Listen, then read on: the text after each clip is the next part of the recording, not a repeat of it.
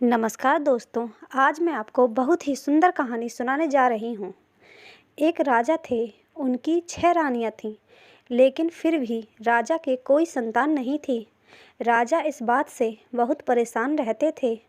फिर राजा ने 7वां विवाह किया। सबसे छोटी रानी बहुत सुंदर थी। समय बीतता गया, छोटी रानी गर्भवती हुई। इस बात से राजा और उसकी प्रजा बहुत खुश थी। छोटी रानी का अत्यधिक ख्याल रखा जाने लगा, लेकिन छोटी रानी के गर्भवती होने पर बड़ी 6 रानियाँ उनसे ईर्ष्या करने लगीं। वो 6 रानियाँ आपस में बातें करती कि अगर यह माँ बन गई तो हमें कोई नहीं पूछेगा, सब इसी का ख्याल रखेंगे और राजा भी उसे ही अत्यधिक प्रेम करेगा। यह सोचकर सभी रानियाँ षड्यंत्र रचने लगीं। जब छोटी रानी को प्रसव पीड़ा हुई तो उन रानियों ने दाई को बुलाया। उस दाई को 6 रानियों ने अपनी तरफ कर लिया। दाई ने छोटी रानी से कहा कि हमारे यहाँ जब बच्चे का जन्म होता है तो उस समय आँखों पर पट्टी बांध देते हैं, और यह कहकर दाई ने छोटी रानी की आँखों पर पट्टी बांध दी। छोटी रानी ने एक पुत्र और तथा एक पुत्री को जन्म दिया, लेकिन उन 6 रानियों और दाई ने मिलकर उन बच्चों की जगह एक कुतिया के बच्चे पिल्ले तथा पिल्लियाँ रख दिए। साथ ही रानियों ने घोषणा करवा दी कि छोटी रानी ने कुत्ते कुतिया के बच्चों को जन्म दिया है, और रानियों ने छोटी रानी के पुत्र और पुत्री को नदी में बहा दिया। इधर जब राजा ने सुना कि छोटी रानी ने पिल्ले पिल्ली को जन्म दिया है तो उन्होंने छोटी रानी को कैद भुगतने की सज़ा दी, और सज़ा के तौर पर छोटी रानी को महल की छत पर बैठा दिया गया। छोटी रानी कढ़ाई बुनाई का काम करने लगी। यह देखकर वह 6 रानी मन ही मन बहुत प्रसन्न होती थीं। उधर एक ऋषि नदी के उस पार तपस्या कर रहे थे। वो बच्चे बहते बहते उधर ही पहुंच गए।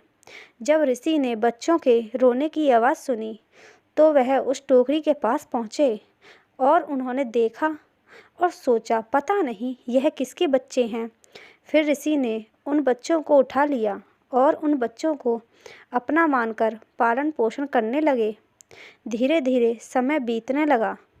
जब वह लड़का लड़की बड़े हो गए तो एक बार वो ऋषि तपस्या करने वहाँ से जा रहे थे।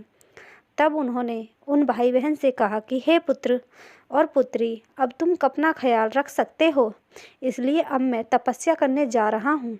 फिर भी अगर तुम्हें कोई परेशानी हो तो तुम बस इतना बोल देना कि अगर हमारे गुरु सबके हैं तो हमारा यह काम हो जाए, तो तुम्हारा वह काम हो जाएगा।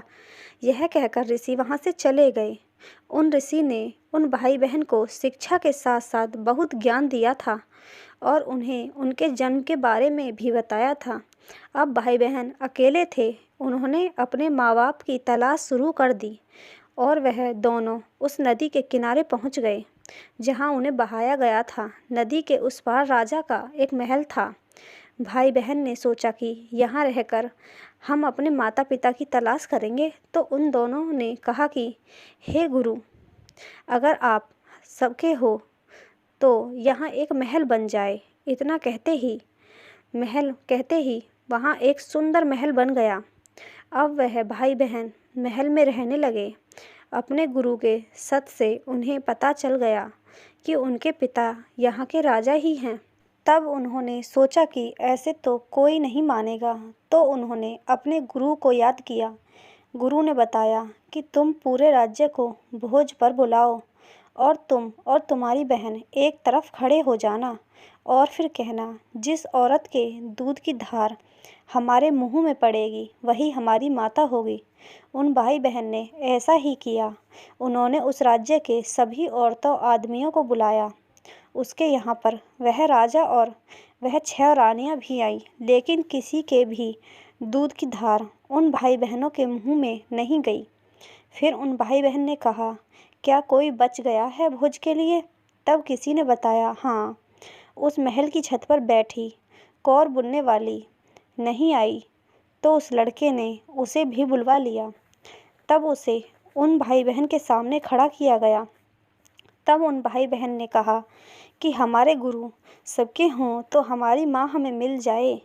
उस औरत के दूध की धार भाई बहनों के मुंह में गई। उन भाई बहन ने अपनी माँ को गले से लगा लिया। यह देखकर सभी को बहुत आश्चर्य हुआ। फिर राजा ने उन 6 को रानियों की दासी को बुलाया और उससे सख्ती से पूछा।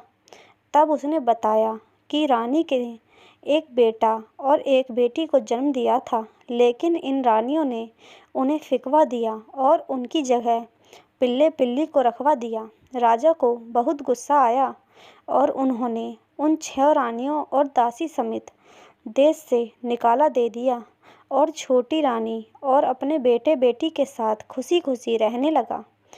तो दोस्तों, आपको हमारी कहानी कैसी लगी कमेंट करके ज़रूर बताइएगा। साथ ही मेरे चैनल को सब्सक्राइब कीजिए और वीडियो को लाइक कीजिए। धन्यवाद।